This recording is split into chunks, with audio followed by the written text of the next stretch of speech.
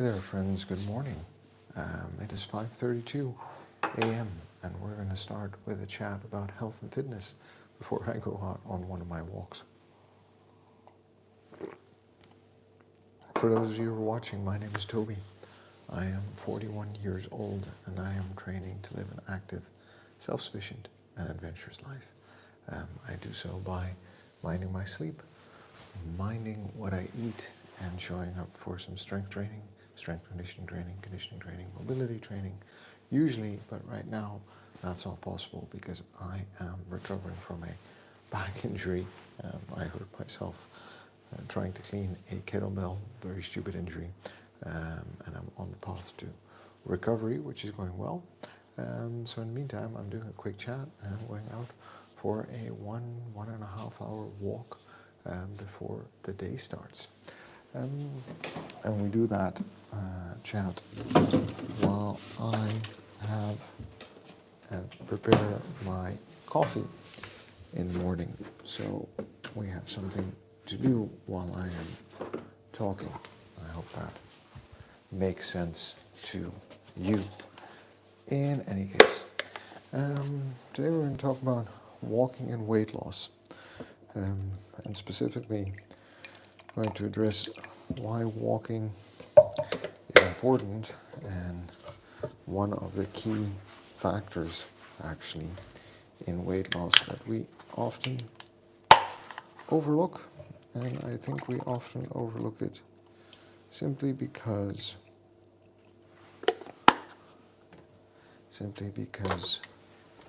we have been misinformed over the years in what the actual causes of weight loss are and how we can actually do a bit better to get a bit more about the time and effort we're investing in trying to be healthier. Geese88, hey, good morning. How are you doing? I hope you're doing well this morning.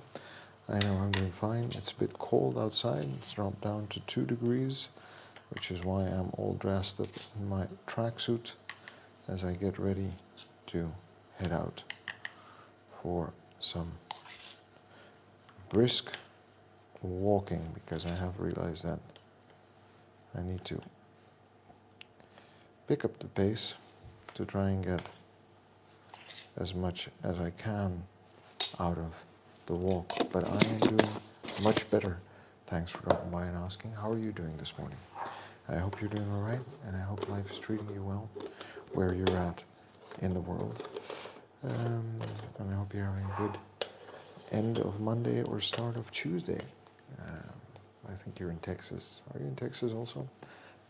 So it might be the end of the day for you. So quick update on how I am recovering for anyone who's interested. As I guess that's part of the story. I love Texas. I told YouTube Punk this a while back, but I don't think I told you yet. So when I was a teenager, 2 summers I spent in Texas outside of Dallas on a ranch herding llamas. And for a Dutch boy, going over to Texas and spending time on a ranch herding llamas was an incredible experience, and it's one that I am grateful for to this day in my life. Well, there you go. It is 5:36 a.m. here, so I'm going to have to keep this short because I want to be out the door by 6 for that walk, because I want to get that time in this morning. But a quick update on my recovery. Last week Wednesday, I tried to clean a kettlebell, a heavy one. I wasn't paying attention. I didn't brace my core properly, didn't lift from my legs, used poor technique, used a lot of my back, and especially the last bit where the kettlebell didn't create any momentum because of the lift I failed to create by thrusting from my legs and not properly hinging. I used my back to pull it through that point where the weight is heaviest, and of course I hurt my back.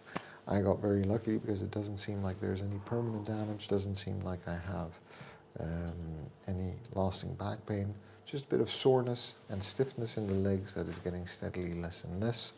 And Friday I'm seeing the physiotherapist again, and we're going to assess what I might be able to start doing again next week, which I hope is going to be some mobility, but I do plan to stay off the weights for another 2 weeks just to give my body time to recover. So that's going to be this week through next week. Then we're going on holidays, and during holidays I'll start picking up training again, but we'll also be in a different location, so we'll have some fun visuals for that. It's something I'm looking forward to, and I'm grateful that I don't have something that is more taxing on my body in recovery than a slightly pulled muscle and a disc on the spine that is compressed a bit too hard and needs some time to readjust. So we're in a good spot. And I appreciate everyone's concern, everyone asking about how I'm doing. I think that has also helped with recovery. When I talk about my health and fitness, let me set the scene a little bit for this talk about walking and weight loss. Because judging by the title, we might think, well, they're the same thing, but actually they are related, but they're not necessarily the same topic. They're actually two separate topics. So there are a couple of things that we need to look at. First of all, my long-term goals. My long-term goals are twofold. First is to stay active and self-sufficient and feel competent and capable throughout my life, but also as I grow older to stay free from medical care, medication dependence, as long as I am physically and mentally able to do that. Now, barring any tragedy or any circumstances that might prevent me from living my life to the fullest, anything that I can do to stay healthy, I think I should try to be incorporating into my life, because it's a gift to be able to live that long. I think life expectancy where I'm at is around 83 to 86 for men at the moment, but also the likelihood that I get diseases, and some of those very preventable diseases, or that I experience a deterioration in the quality of life because of medication, is increasing every year, and I'll talk a bit more about those statistics. So that's one goal. The other goal is that I have 2 young children, and I want to be an active part of their life. Right now, I want to set a good example for them. I also want to be able to play with them when they get down on the floor to play, or when they're running around a playground, or when they're doing any monkey business. I would like to be able to participate as well as I could, and I would like to show them what it means to be an active adult who invests in their health and fitness. There's the coffee, that's done. And Solid Snake, thanks for dropping by and saying hi. I hope you're doing well where you are in the world, and I hope life is treating you well this maybe Monday night or Tuesday morning. For me, it's 5:40 a.m. Tuesday morning, and we're just having this chat before I go out on my morning walk, because that's the extent of the exercise I can do as I recover from a back injury. So those are my two, let's say, long-term health goals, right? To optimize my healthy lifespan, as many healthy years as possible, and to set a good example for my children, to show them what living an active and a healthy life can be like. I have one goal every day that I try to adhere to, and that one goal every day is to show up for 30 minutes and do some exercise, whether that is weight training or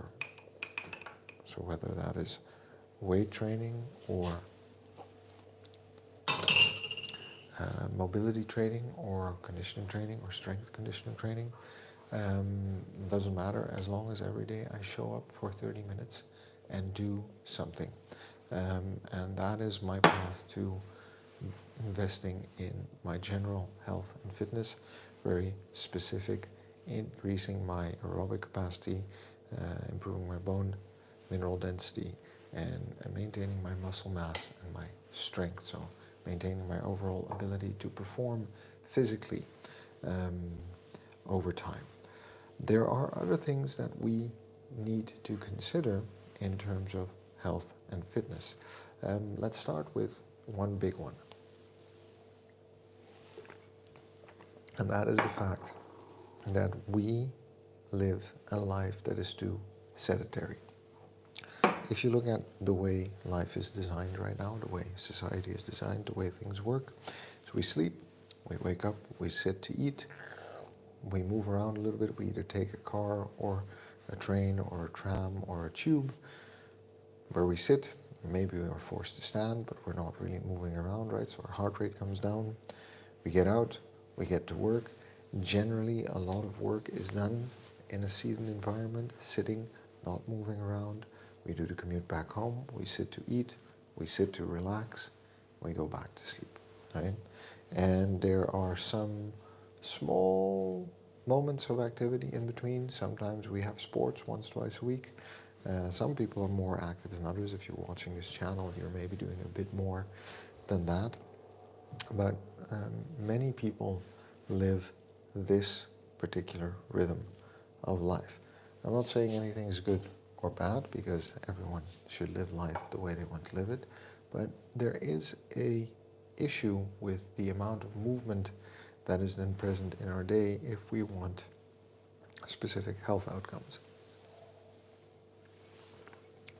So just on its own right, sitting is an independent risk factor for our demise. So it doesn't set us up for better health.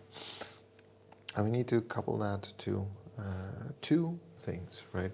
First of all, there is more food available than has ever been available. So it's easier to eat, and the types of foods that are available are more calorie dense than the foods that were available 50 or 100 years ago, when we were also living more active lives, by the way, because we had to move, use our bodies to move around to get from A to B, and most of the work that we were doing involved some sort of physical activity. So we see this drop in movement, we see an increase in available calories that we can and generally do consume, because we have fridges full of foods and pantries full of food in the house. Paul Miller, thanks for dropping by, saying hello. I hope you're doing well where you are in the world. And yes, you are absolutely right. I might be an old man by some standards, but feeling pretty young at 41 because of the things we do in life. And I hope you're doing well where you are in the world. And I can't tell, it's a bit hard to tell from your thumbnail, but I'm glad there's some recognition, right? Maybe there's also something in what I'm talking about in terms of health and fitness. But regardless, I appreciate you dropping by and saying hi in the chat. It's 5:47 a.m. I'm in Amsterdam. I don't know if it's evening or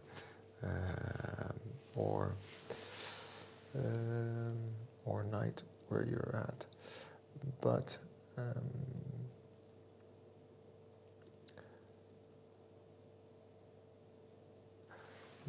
we don't tolerate racism on the channel, so that's an instant block. But I hope that where you're at, maybe it's evening, maybe it's morning, but you're having a good end or start of the day. So we're moving less, there's more food available, and that impacts our lifestyle. So let's talk about walking specifically, because walking is one of the most low impact activities that we can do if we're capable of walking, if we have that ability. It is something that we probably don't do enough throughout the week. And the nice thing about walking is you don't need any gear, you don't need any subscription, you just need shoes and an environment, and you can go out and you can walk around. Now there's a couple of things to consider about walking, specifically when we're trying to walk for health and fitness, or to improve our health and fitness, maybe as a starting point. Darren, thanks for dropping by, and I hope you're doing well where you are in the world. And no, that name doesn't ring a bell, but I hope you're having a good start or end of the day, depending on where you are in the world. So walking follows the same rules as aerobic exercise, basically, when it comes to intensity. In other words, when we're doing steady state cardio, for example, we're working at less than 80% of our max heart rate. When we're doing HIIT, we're trying to push 80% or higher. And when it comes to walking, we often don't consider it exercise because it is so low impact. It actually keeps us well in zone 1 generally.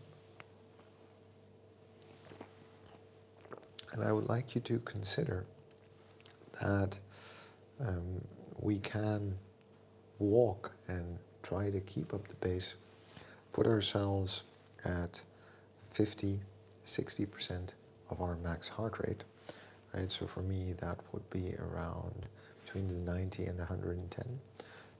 By picking up the pace, walking briskly for 10 minutes, 20 minutes, 30 minutes. I like to do 60 minutes to 120 minutes, so 1 to 2 hours of brisk walking, because it is then going to give us some of the benefits that that moderate intensity exercise is going to give us. It is going to help us improve our cardiovascular health, our heart health. It's going to help us improve our conditioning. It's going to drive some adaptations that are going to make us more capable of performing more aerobically charged exercises and feats. So walking in and of itself, right, we can actually use to get healthier. It is not a great tool, however, to stimulate a lot of weight loss. It's going to help. Moving more is going to help because it offsets some of the adverse effects of sitting, right? But it is not necessarily the best tool in our arsenal, just like running isn't the best tool in our arsenal, just like weightlifting isn't the best tool in our arsenal to tackle weight loss. They all help, they all contribute to an overall healthier lifestyle, which is why I always talk about sleeping, nutrition, and moving. But it is definitely not the case that simply starting to walk without making any changes to how we sleep and how we eat is going to help us lose weight. And why is weight loss so important? So why are we talking about walking and weight loss? Well, walking is a tool to improve our general health. Weight loss is a path to improving our general health. What do I mean by that? Well, we talked about the environment where we sit a lot and there's a lot of food available. What happens when we overconsume and don't use that energy that we're eating? It gets stored as fat in our body. This is simply a fact. There are people who have a harder time managing their appetite. There are people who have an easier time managing their appetite. And both have different challenges. I am someone who really needs to be mindful about food because I will just keep eating. I will be full at a certain point, but that level of satiation comes later, and I enjoy fatty, unhealthy foods more than I should. So I'm become very mindful of the fact that I have a very specific issue compared to friends of mine who can eat a tiny portion and be like, okay, I feel satisfied and full, and they don't different challenges when it comes to health and fitness and how they manage themselves, right? So in this environment where there's a lot of food available, if we overconsume, we start to put on weight. And one of the things about increasing our weight is that it increases the risks for developing certain disease. It is a good indicator of an unhealthy lifestyle. It also means that if we look at things like BMI, we might get a bit tricked, but when we look at BMI and then the circumference of our waist, right, if that is expanding with a lot of soft tissue, we know that we might be on the path to developing metabolic syndrome, or in this country we call that pre-diabetes. We increase the likelihood of cardiovascular diseases. We increase the amount of visceral fat we are carrying around, which leads to things like fatty liver disease and other types of inflammation that may have adverse effects on our organs. All things we do not want if we want to increase that healthy lifespan that I talked about at the beginning. So we need to strike some sort of balance between moving, and I've just explained that barring everything else, walking is a viable a tool in your arsenal to increase the amount of movement that you experience through the day. And by the way, I said I prefer 1 to 2 hours of walks, but you taking 10 5-minute walks throughout the day at a brisk pace is going to pay off as much as taking 1 50-minute walk or 2 25-minute walks throughout the day. All right? So it's the volume over time that we're looking at, not per se how much we can get done in one session. I just enjoy long walks. It helps me think, clear my head, and is a good time for me to spend with myself. So I like doing that. But throughout the day, I'm taking short walks and walking up and down stairs and doing all kinds of micro bursts of activity all the time. The second thing